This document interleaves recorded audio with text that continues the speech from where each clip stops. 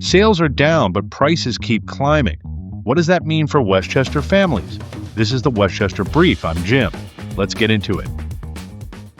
Single-family home sales in Westchester dropped 16% year-over-year in the first quarter of 2026, yet the average sale price rose 11% to $1.3 million. That contradiction tells you everything you need to know about what's happening in our real estate market right now. Here's the reality. Fewer homes are for sale, fewer people are selling, but the homes that do hit the market are commanding higher prices. That's classic inventory constraint economics. Sellers with flexibility are holding on to their properties. Sellers who must move are getting squeezed. And buyers are getting priced out faster than ever. The numbers on the condo and co-op side are more mixed.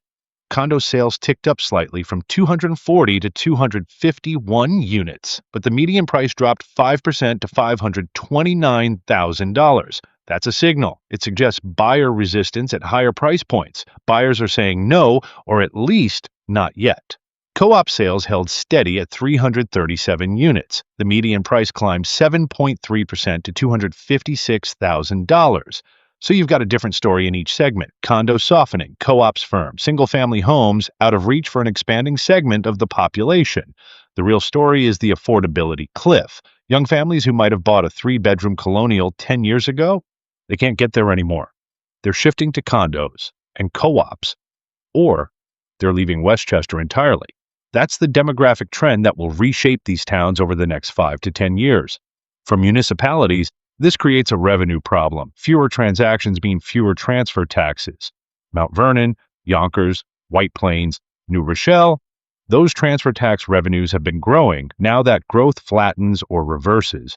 School budgets, infrastructure, services, they all depend on that money. So why is the market called resilient by the West Fair report? Because demand hasn't evaporated. Inventory constraints are persistent. People still need to live here.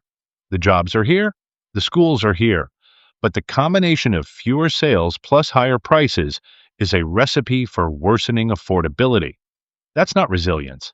That's a warning sign dressed up in optimistic language. Inventory shows no sign of easing. Sellers who can, hold. Builders aren't replacing single-family homes at scale. Tax policy hasn't shifted, so expect this pattern to deepen. Expect more young families to leave. Expect more pressure on the condo and co-op markets as the second-choice buyer becomes the only option. Here's what else is happening across Westchester this week. District Galleria in White Plains, the $2.5 billion transformation project, reaches a crucial milestone. The developer's option to move forward expires June 30. Parking garages, mixed-use towers, ground-floor retail. This could reshape downtown White Plains, or it could stall. Watch that June deadline. Con Edison's rate increases are accelerating. The utility company filed for a 2.4% bump in 2026. The cumulative increase through 2028 reaches 15%. That's significant for renters and homeowners on fixed incomes.